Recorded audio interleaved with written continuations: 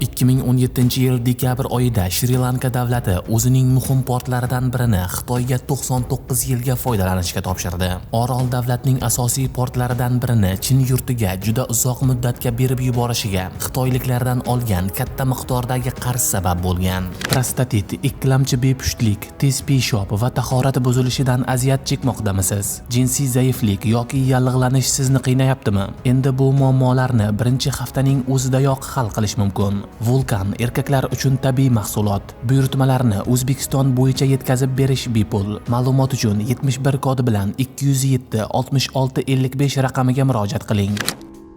Bugun dunyoning ikkinchi iqtisodiyoti sifatida birinchi o'rinda turgan AQShni quvib o'tishga harakat qilayotgan Xitoy, dunyoning juda ko'p davlatlariga katta miqdorda qarz berishda davom etmoqda. Xitoyliklarning berayotgan qarzining bir qismi pul mablag'lari ko'rinishida bo'lsa, qolgan qismi sarmoya ko'rinishida bo'lmoqda. Shu tariqa xitoyliklar bir o'q bilan ikki quyonni uradi. Bir tomondan qurilish ishlarini bajarib, ikkinchi tomondan qarzga berilayotgan pullarning foizi hisobida foyda oladi. Xitoy taklif etayotgan sarmoyaviy qarz aksariyat davlatlarni ohanrabodek o'ziga tortmoqda.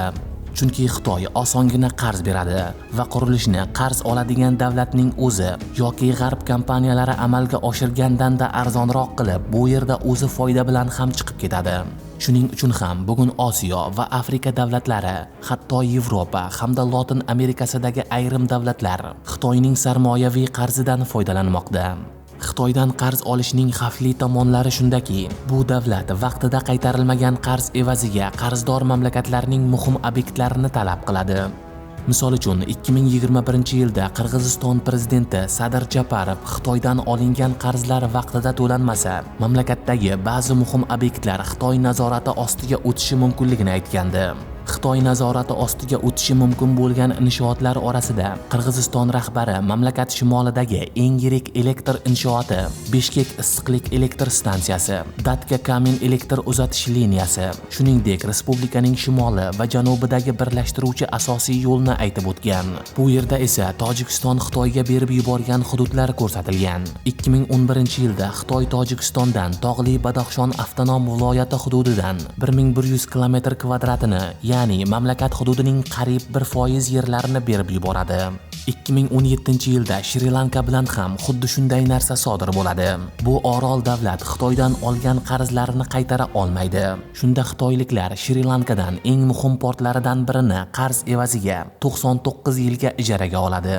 Xitoyning iqtisodiy va harbiy qarzlari evaziga Shri-Lanka hukumati ancha yillardan buyon Chin yurtining tashqi va ichki siyosatda olib borayotgan ishlarini qo'llab-quvvatlaydi. Masalan, 2019-yilda dunyoning 50 ta davlati Birlashgan Millatlar Tashkilotining Inson huquqlari kengashiga Xitoyning Shinjon Uyg'ur avtonom rayonida olib borgan siyosatini qo'llab-quvvatlab maktub yuboradi. Ana shu 50 davlat orasida Shri-Lanka va afsuski Markaziy Osiyo davlatlari ham bo'lgan. Forbes nashrining yozishicha, Xitoy bir makon bir yo'l loyihasi boshlanganidan keyin 18 yilda 165 ta davlatda 13427 ta loyihada ishtirok etgan va qariyb $1 trillion qarz bergan. Bu mablag'larning asosiy qismini Xitoydagi davlat banklari kredit sifatida ajratgan va hozirda foizlari bilan qaytarib olmoqda. Qarzlarning $385 milliard yopiq kelishuvlar bilan berilgan va ular xalqaro reyting agentliklari, tadqiqotlar institutlari va hukumatlararo komissiyalar hisobotlarida qayd etilmagan. Ushbu xaritada Xitoydan turli miqdorda qarz olgan davlatlar keltirilgan. Yuqorida aytilgan 165 ta davlatdan 42 tasining Xitoydan qarzi mamlakat yalpi ichki mahsulotining 10% dan oshadi. Dunyo davlatlari orasida Xitoydan eng katta qarz bo'lgan davlat bu Rossiya Federatsiyasi. Uning qarzi $125 milliard dan oshadi.